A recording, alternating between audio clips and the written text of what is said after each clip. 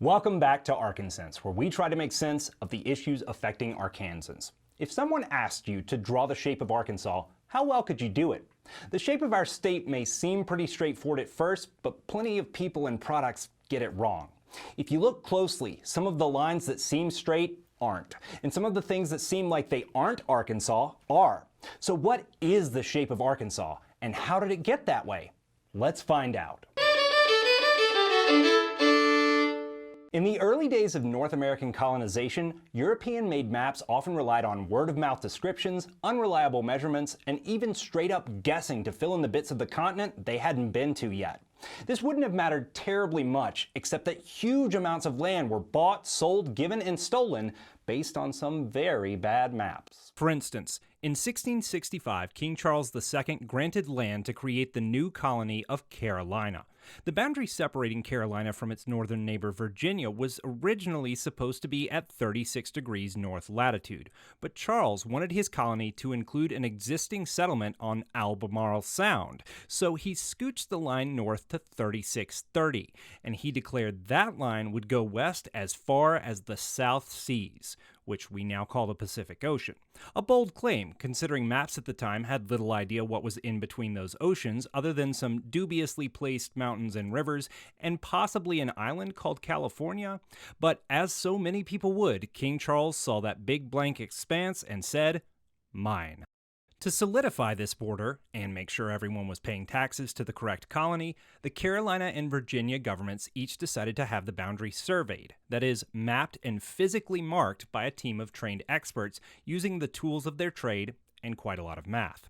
The teams made it a whopping 123 miles inland before the Carolina team quit, proclaiming the survey was a waste since it was so far away from any settlers. That line was later continued and mapped to the Appalachians by a team including Peter Jefferson, only slightly more famous for being Thomas Jefferson's dad. Despite the survey not quite reaching the Pacific yet, mapmakers were happy to continue drawing the line westward. That included John Mitchell, who in 1755 created perhaps the most famous maps of the early colonies. On Mitchell's maps, just west of the Mississippi River, you can see the vague outline of a shape forming between the Mississippi, the 3630 line, and a line at 33 degrees north representing the then disputed boundary between South Carolina and Georgia. And right in the middle of it, the name the French used for the Quapaw people, the Arkansas, and for their river, the Arkansas River. Thank goodness that naming nuance will never create confusion. At the time Mitchell's map was made, the area around the Mississippi and its tributaries was claimed by the French. They even made some very bad maps of their own. And unlike the long line drawing colonists, the French actually had settlements there. The French also had better relations with Native Americans, and both groups wanted colonists to stop pushing westward. So we had a war about it. And a few other things. The French and Indian War, also known as part of the 7 Years' War in countries that speak metric. The French lost that war and gave their territory west of the Mississippi, plus New Orleans, to Spain. Everything east of the Mississippi went to England, and King George III declared much of this newly gained land would be reserved for the Native Americans who the colonists kept pushing west. But the colonists had largely supported the war because they wanted to move into the Ohio River Valley. Intent on settling the new area anyway, colonists paid surveyors to continue marking the 3630 line, which they ran all the way to the Tennessee River, straight as an arrow. Except not, probably because iron deposits interfered with their compasses, causing them to drift north.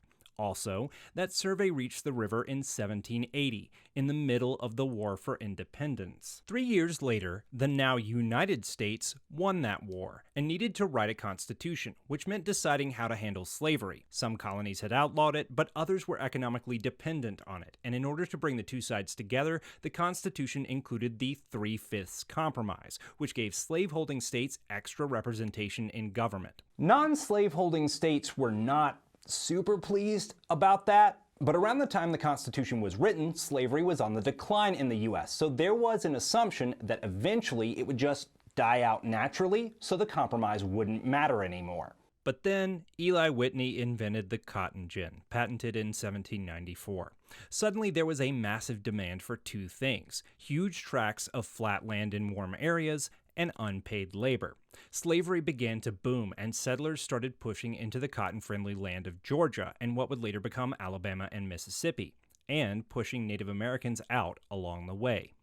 As the country spread west, it created a new problem. Trips from one side of the U.S. to the other took weeks or even months by horse. Sailing the Mississippi River was the best option, but required going through Spanish-controlled New Orleans, and Spain kept changing the rules about whether U.S. ships were allowed to travel the river freely. Then, in 1800, Spain struck a deal to eventually give France back its old land. Americans weren't sure how France would handle the transportation issue, and there was some anxiety about a certain power-hungry average height for his time Frenchman owning land next door. So Thomas Jefferson offered to buy New Orleans. The French replied, "Why not just buy the whole thing?"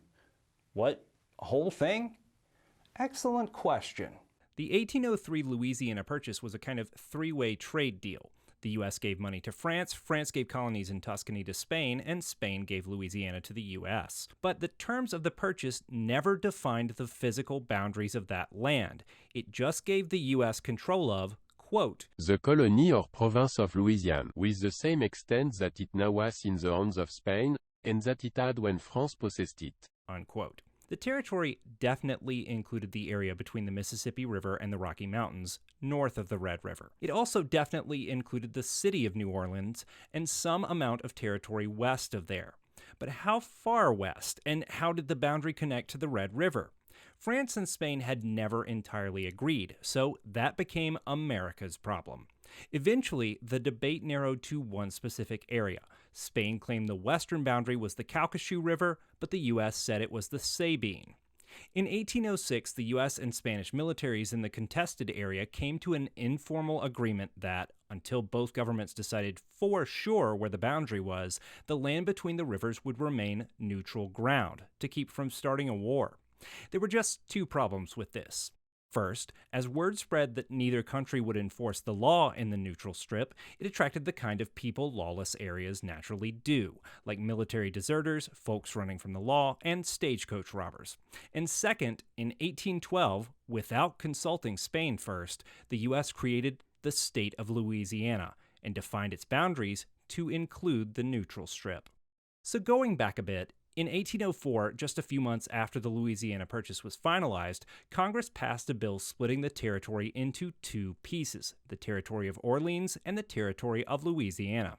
This was done so the much more populous Orleans could have its own territorial government. The split was set at the 33rd parallel, and it's not entirely clear why. The simplest answer may be that it was the northernmost whole-numbered latitude line, which would separate the parts of the purchase bounded by the Gulf and Sabine River from those bounded by the Red River and the Rocky Mountains. In 1812, when Orleans applied for statehood, it defined its western boundary as following the Sabine River north to the 32nd parallel, about the top of the neutral strip, then a straight line north to the 33rd parallel. The application was accepted. Orleans became Louisiana, and, to avoid confusion, the remaining Louisiana territory became the Missouri Territory.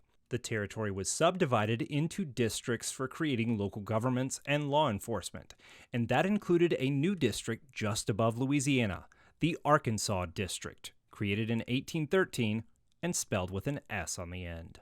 The Arkansas District was carved out of the former New Madrid District, named for the New Madrid settlement, and at the time, that settlement was on the tail end of an ongoing natural disaster. In 1811 and 12, a series of over 100 earthquakes violently rocked a wide area centered on New Madrid. The four largest quakes were between magnitudes 7 and 8 and are still the most powerful ever recorded east of the Rocky Mountains.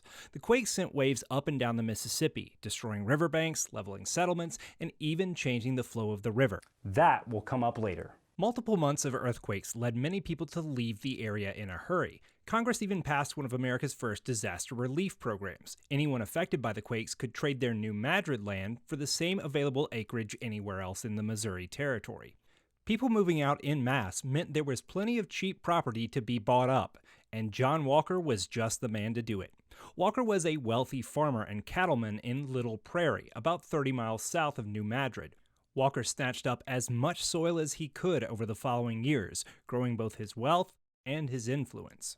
Around that time, the population of the Missouri Territory from St. Louis to New Madrid was getting close to the threshold Congress had set for creating new states. So in 1817, discussions started regarding the shape of the soon-to-be state of Missouri. It was generally agreed that the states along the Mississippi carved out of the Louisiana Purchase should all be about the same height to have roughly the same amount of riverfront property. Louisiana runs from around 29.5 to 33 degrees north, 3.5 degrees. So from there, going north 3.5 degrees, you reach 36.5, and the same again to get to 40 degrees north.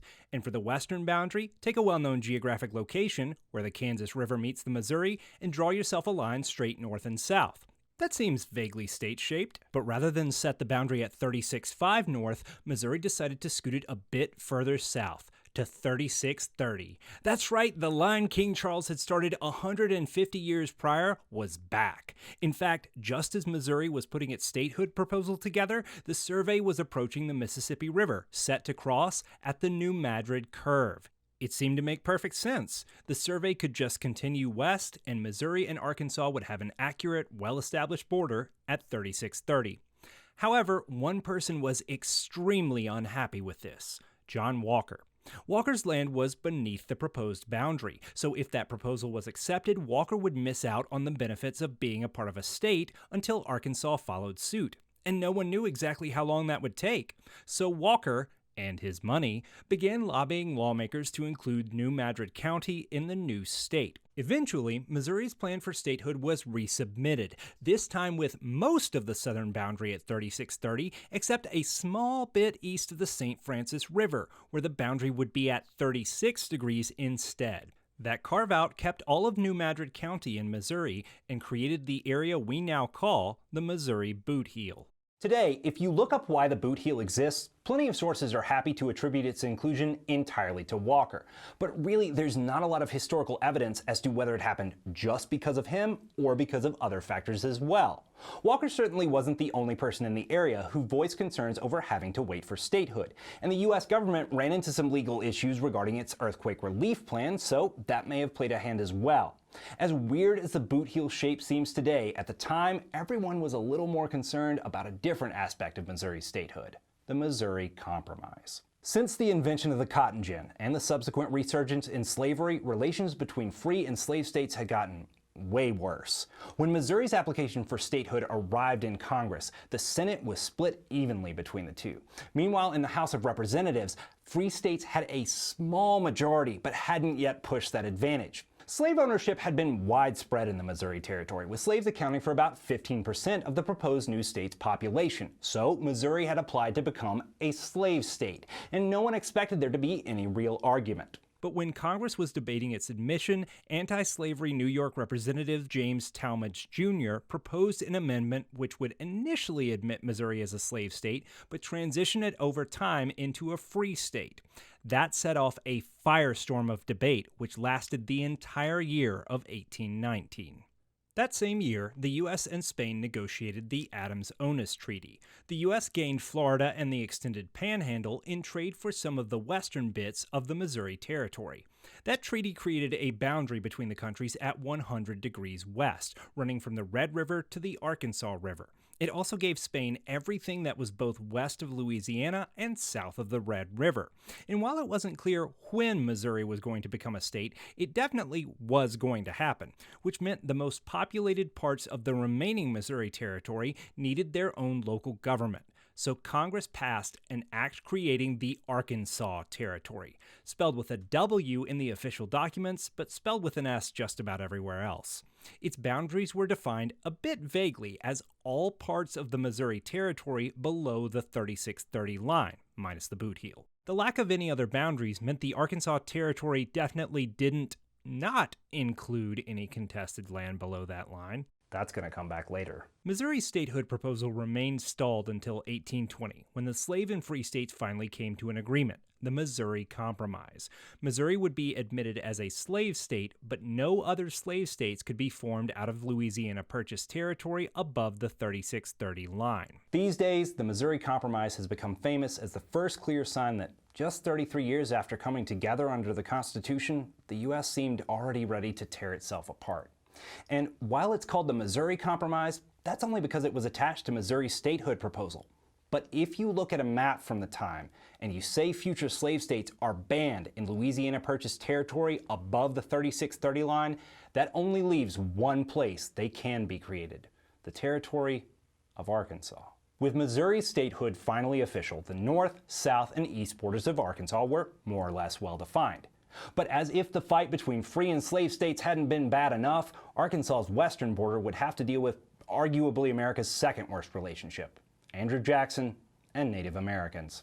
First President George Washington had set the legal precedent that the U.S. wasn't supposed to just take native land, they had to trade for it through treaties. So when the cotton gin caused a rush of Southern settlers just as Louisiana was purchased, President Jefferson began offering native nations in the South a trade. Give up your land east of the Mississippi, and we'll give you land more or less directly west across the river, which landed them in the Arkansas Territory. But there were already Native Americans living in the area, including the Quapaw, Caddo, and Osage, and after the purchase, the region quickly filled with white settlers too, because it turns out cotton doesn't care which side of the river you're on. So in 1808, the U.S. signed a treaty with the Osage, who mostly lived north of the Arkansas River. The Osage agreed to move entirely north of the river and west of an imaginary line drawn straight south from Fort Clark, Missouri. But many of them continued to hunt in their former territory. Meanwhile, a group of about 2,500 Cherokee, trying to get away from colonists, had migrated to the area around Crowley's Ridge and the White River. But after the 1811 New Madrid earthquakes, they moved west. This put them into direct competition for resources with the Osage, and the two developed a violent rivalry. One person tried to single-handedly solve this conflict: Major William Lovely, Indian agent of the Arkansas region. In 1816, Lovely offered to buy land from the Osage between the Neosho River and the Fort Clark line. His idea was to let the Cherokee hunt that land, but not settle on it, hopefully creating a buffer zone. Both the Osage and Cherokee agreed to the purchase, but the U.S. government didn't, and they were the ones paying the bill. In early 1817, not yet President Andrew Jackson was sent to negotiate the removal of more Cherokee from east of the Mississippi, and had the bright idea to send them where the other displaced Cherokee were already living. So Jackson signed a treaty drawing a line between the Arkansas and White Rivers and promising the Cherokee as much land between the rivers and west of that line as they gave up east of the Mississippi, not just at the time of signing the treaty, but continuing into the future. Jackson was essentially sending more bodies to an active war zone, and the results were predictable. The Osage-Cherokee War reached a fevered pitch, and the U.S. decided to try and keep the peace by force. To do so, they built a fort on the Arkansas River along the south boundary of Lovely's purchase, Fort Smith. Then, in 1818, the Osage signed a treaty to move even further west, giving up territory which included the land they'd promised to William Lovely. And for a few years, things were less bad. But in 1820, Andrew Jackson was once again sent to negotiate a treaty, this time with the Choctaw. The U.S. wanted the Choctaw to give up about half of their land in Mississippi in trade for land in the Arkansas Territory and supplies to help them travel there. Pushmataha, paramount chief of the Choctaw, initially refused the deal, and Andrew Jackson resorted to threats, telling the Choctaw their options were to move to Arkansas or be destroyed. It was a tough choice, but they reluctantly agreed and signed the Treaty of Doak's Stand. Unfortunately, when crafting that treaty, Andrew Jackson had made a massive mistake, and to understand why, let's look at the official map of the U.S. created the year before, likely the one Jackson was using. According to the treaty, the Choctaw Territory starts on the Arkansas River. It follows the river west to where the Canadian River splits off, then follows the Canadian River to its source. From there, it goes directly south till it hits the Red River. It follows the Red River downstream to just below where it meets the Little River, then makes a direct line back to where the boundary starts. We're using Fort Smith as the starting point here because doing so shows how this could have been a boundary that, at least on paper, made sense. But looking at a map from just a few years later makes his mistakes clear. On the west side, the Canadian River doesn't end in the Arkansas Territory. It ends in the Rockies, past the boundary set by the Adams-Onis Treaty years before. So Andrew Jackson had just promised the Choctaw part of Spain. That mistake, at least, can be chalked up to bad maps. But in the east, for the starting point on the Arkansas River, Jackson had not used Fort Smith or the Fort Clark line, either of which would have made sense. Instead, he used the Cherokee boundary line he'd created just a few years earlier. By doing so, Jackson had given away a lot of territory where settlers were already living, a total of 17 settlements with at least 3,000 Arkansans between them. The population of the whole territory of Arkansas at the time was only 14,273. So to fulfill this treaty, the U.S. government would have to kick out about 1 in 5 Arkansans, and Andrew Jackson could have avoided this entirely by consulting local maps. Arkansans were, in a word, upset. And so were the Choctaw, who quickly realized Jackson's mistake. And so were the people in Mississippi waiting to move into the land the Choctaw had agreed to abandon. The point is, Andrew Jackson's very bad treaty had upset just about everyone involved. But in a country where it still took weeks for people or mail to get from Arkansas to D.C., it would be a while before anything changed. By this point, it was clear the U.S. was intent on eventually forcing all Native Americans from the southern states to relocate to the Arkansas Territory, preferably the western half. There was a sense that there needed to be a final clear boundary between the proverbial us and them. So before renegotiating the Choctaw Treaty, Congress split the Arkansas Territory into 2 pieces. The east side kept the same name, while the west side came to be called Indian Territory. Originally, the boundary between the two was a line straight south from the corner of Missouri, but Arkansans complained that that line would leave out about 1,000 settlers, so the line was moved 40 miles west, just far enough to include all of Lovely's Purchase. Congress made that boundary official in 1824 through an act to fix the western boundary line of the territory of Arkansas. Mapmakers started drawing the boundary there, and the U.S. began building forts along that final frontier, most notably Fort Gibson and Fort Towson. But if you've been paying attention, you know the U.S. government just drew a bad map, with a boundary that includes territory they'd already promised to the Choctaw and the Cherokee. But in that boundary-defining act, they also allocated an extra $10,000 to pay the Choctaw to kindly agree. How could they refuse? Turns out, very easily. In winter of 1824, Choctaw leaders, including Pushmataha, came to the nation's capital to renegotiate the previous treaty. But the Choctaw refused not only the 40 miles west boundary, but also an offer to just extend the Missouri border south. Instead, the only proposal the Choctaw would agree to was a line straight south from the Arkansas River, 100 paces east of Fort Smith, the fort, not the city. No one was particularly excited about this boundary. The Choctaw felt like they were losing too much good land, and the U.S. was going to have to relocate about 1,500 settlers. But the only other options were to either enforce Andrew Jackson's original very bad map, or to just ignore it and force the Choctaw west. And it would be another 5 years before the U.S. started doing that. The treaty was signed in January of 1825, and to actually physically mark the new boundary, the government appointed federal land surveyor James Conway. Now, James Conway was a professional trained surveyor, but as it happened, he was also the brother of Henry Wharton Conway, the Arkansas Territory's delegate to the U.S. House of Representatives, and one of the loudest voices against accepting the new Choctaw Treaty. And James Conway seemed to agree. After finishing the survey in December, he told the Arkansas Gazette, quote, "We have much to regret the fact that many of our respectable and useful citizens are left west of that line. I saw and conversed with a number of the citizens of each county, all of whom complain much of our government and say that to be driven from their farms must inevitably cause their ruin." Unquote.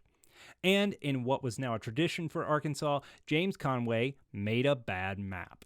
Instead of going directly south, Conway reached the Red River west of where he should have, far enough that by using his line, Arkansas gained about 213 square miles. Was the mistake intentional? We may never know. What we do know is that a decade after drawing the line, James Conway was punished severely by being elected the first governor of the state of Arkansas.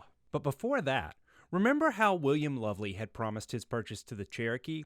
Once the Osage gave that land up to the U.S., the Cherokee said it should become theirs, completing that deal. They also asked the government to finally tally up how much land they were owed between the Arkansas and White Rivers and draw a western boundary accordingly. The U.S. government, after a bit of math, said the Cherokee were owed about 3.25 million acres and ordered Arkansas to mark off a boundary. And in 1924, Arkansas did and drew yet another bad map, claiming the boundary would fall well east of Lovely's Purchase. The map was bad enough that the federal government told Arkansas to do it again, but right this time. The second, more correct line gave the Cherokee land so far west it actually included a slice of Lovely's Purchase. However, the U.S. government then let settlers start moving into the parts of the Purchase outside of that slice and made a new county including that land, Lovely County. The Cherokee protested, and finally in 1828, the U.S. government intervened again, this time to settle things for good with yet another treaty. The Cherokee agreed to give up all of their claims between the Arkansas and White Rivers. In turn, they'd get 7 million acres further west, including over half of Lovely's Purchase, divided by a straight line from the southwest corner of Missouri to the Arkansas River at the Choctaw Line. These treaties set those two lines as the final western boundary of Arkansas. That same year, Andrew Jackson was elected president, and in 1830 he authored and helped secure passage of the Indian Removal Act. In the 2 decades that followed, about 100,000 Native Americans were coerced or forced from their homes. Of those, about 60,000 came from the southeast, traveling along what came to be known as the Trail of Tears. While today most people associate that trail with Oklahoma, Oklahoma didn't become a state until 1907. Every person who survived the Trail of Tears passed through Arkansas, across its finally formalized western border, and the trail ended, for many of them, about 40 miles west, at Fort Gibson and Fort Towson. So Arkansas's northern border defined the limits of slavery, and its western border defined the limits of Native American territory. Luckily, Arkansas's last major disputed border is decidedly less grim. Remember how Spain and the U.S. didn't agree on the border for the Louisiana Purchase? Well, that was never entirely settled. Even after Louisiana became a state, the U.S. continued to claim rights to all the land and rivers that drained into the Mississippi, including the Bois d'Arc and Little Red Rivers. A few folks had settled near those rivers by the time the Arkansas Territory was formed in 1819, and since the territory was defined only as the remaining Louisiana Purchase land south of Missouri, the area was considered by locals to be included. But that same year, the U.S. signed the Adams-Onis Treaty, setting a boundary with Spain which follows the western border of Louisiana and at the top corner just continues north to the Red River. But the north-south line creating that corner starts where the Sabine River hits the 32nd parallel, and at the time, no one knew exactly where that was. Because of the shape of the Sabine, the further north that point was, the wider west the shared Louisiana-Arkansas boundary would be. The Arkansas Territory was happy to assume the border was quite wide indeed, and Spain was too busy with a civil war to particularly care. They lost that war in 1821, and the newly liberated Mexico began to claim it owned the contested area. But it would be 10 years before Mexico enacted a treaty agreeing to respect the Adams-Onis boundaries, and in the meantime, we just ignored them, and the Arkansas Territory considered the contested land to be a part of Miller County. Even though maps at the time tended to only draw Miller County west to around Pecan Point, folks were definitely settling at least as far west as Fort Towson. The county seat was moved west to Jonesboro, and in 1831 the territorial legislature passed an act extending the borders of Miller County west to the False Wachita River, which was ridiculous and would have left the state with a tail. It was also definitely in breach of the borders we'd agreed on with Mexico, but an official line still hadn't been drawn, and Mexico was too busy with the Civil War to particularly care. They lost that war in 1836, with the Republic of Texas winning its independence just as Arkansas became a state. Some of the big players in Texas's revolution lived in Miller County, including Richard Ellis, president of the Texas Independence Convention. Both Arkansas and Texas wanted Miller County, to the point that they got a bit snippy about it. Texas created the counties of Fannin and Red River, their borders directly on top of Miller County. In turn, Arkansas made it illegal for Miller County residents to hold office in Texas. But alas, it couldn't last long. In 1838, the U.S. and Texas agreed to stick to the Adams-Onis Treaty and to finally have the boundary line from the Sabine to the Red River surveyed. That survey was completed in 1841, and predictably, all of what had been Miller County fell west of the new line into Texas. And with that, we arrive at the Arkansas shape we know and love today. Mostly. We're really close, but in drawing its boundaries, Arkansas had made some errors and omissions, and they either needed to be corrected or made official. If you search closely enough along any of the supposedly straight state borders, you're bound to find a few wiggles and jiggles. Usually they're just a matter of the boundary survey having been a bit off, and by the time maps were accurate enough to see the error, people already owned land along the border, so changing things would be a pain. That's the case for the entire border with Louisiana, which is just under half a mile north of the intended 33rd parallel, as a result of some bad math. Arkansas and Louisiana have just agreed to not care, and continue using the original, slightly incorrect, line. Meanwhile, on the west side, the Choctaw noticed pretty immediately that James Conway had drawn a very bad line. So did contemporary map makers, who were split as to whether they drew the boundary north-south like it was defined on paper or tilted like it was on the ground. The Choctaw spent 2 decades asking the government to redraw the line until finally in 1858 a survey team was sent to Fort Smith. But instead of marking the correct line, they just put new markers on Conway's line and confirmed that it was quite bad indeed. But Arkansas continued to use Conway's line, and the U.S. was too busy with the Civil War to particularly care. They won that war in 1865, and the Choctaw renewed their calls to redraw the line. But just like with Andrew Jackson's very bad treaty, the U.S. really didn't want to have to relocate settlers from the contested territory. So instead, in 1875, Congress passed a bill in which they acknowledged the boundary had been drawn wrong, but still made it the official western border of Arkansas. The Choctaw sued, not to get the land back, but for compensation. And they won in the Supreme Court, though they were paid less than half of what they'd asked for. However, the Choctaw line still had a problem. Because that border was drawn using straight lines rather than following geographic features, it created some enclaves, land that belongs to one state but is only accessible by going through another state. While enclaves don't make a huge difference in rural areas, the ones created by the Choctaw line left a chunk of Fort Smith riverfront property technically not in Arkansas. So in 1905, the U.S. government gave Arkansas permission to alter the boundary ever so slightly.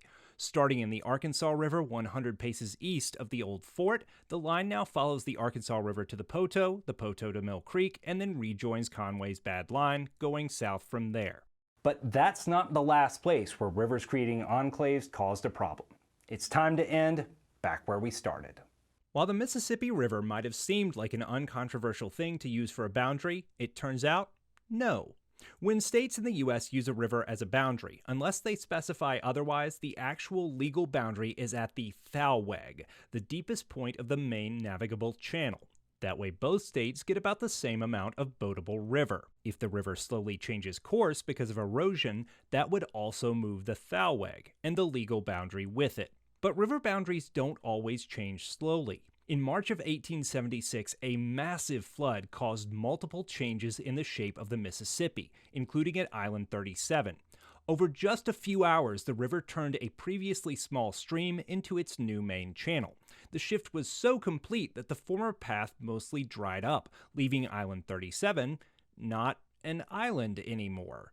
Previously, with the river flowing northwest, it made sense for Island 37 to belong to Tennessee. But what about when it's attached to Arkansas? That became a bit of a legal nightmare. In the 1910s, when some U.S. states had already outlawed alcohol, bootleggers set up shop on the islands and banks of the Mississippi River, hoping the remoteness would offer them some cover. In 1915, Arkansas decided to raid the bootlegging operation on Island 37, and it was a disaster. An Arkansas sheriff was killed, a black man was lynched, much of the island was set on fire, and the next day a mob broke the head bootlegger out of jail and shot him. Tennessee asked Arkansas to turn over the remaining prisoners because the island was technically under their jurisdiction. but Arkansas refused. The question of whether they should be charged in Arkansas or Tennessee made it all the way to the Supreme Court, who ruled that any time a river changes courses suddenly, rather than gradually, the boundary between states stays where it was right before the change, meaning that Island 37 remains a Tennessee enclave in Arkansas. It would be reasonable to assume that creating such a weird geographic and legal feature would be rare, but just a few minutes searching any detailed Arkansas map proves otherwise. There are plenty of places where bits of Tennessee and Mississippi are stuck to Arkansas, and some Arkansas enclaves in those states too. There are also enclaves on the St. Francis River border with Missouri, especially in the sections where humans decided to just scooch the whole river, and the Red River border with Texas, which is required by the Adams-Onis Treaty to stay exactly the same shape it was on the Mealish map from 1818, same map that gave Andrew Jackson so much trouble. And enclaves will keep being created. To understand why, let's finish with a really good map, Harold Fisk's Meander Maps of the Mississippi River. Made in 1944, Fisk used a combination of aerial photography, old maps, and geography to trace the previous courses taken by the Mississippi River. It's a beautiful reminder that many of the borders we consider set in stone are, in reality, much more fluid. And for that very reason, even these good maps are now out of date, as the river continues its restless wandering. So, there you have it. The shape of Arkansas tells the story of when and how our state was created.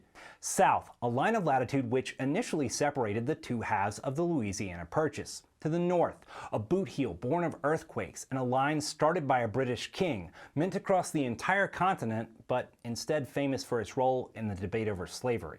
To the west, a boundary created to separate America from its native citizens, shaped by Lovely's purchase, Andrew Jackson's mistakes, and a line drawn wrong by our first governor. Southwest, a strip of Arkansas forever lost to Texas.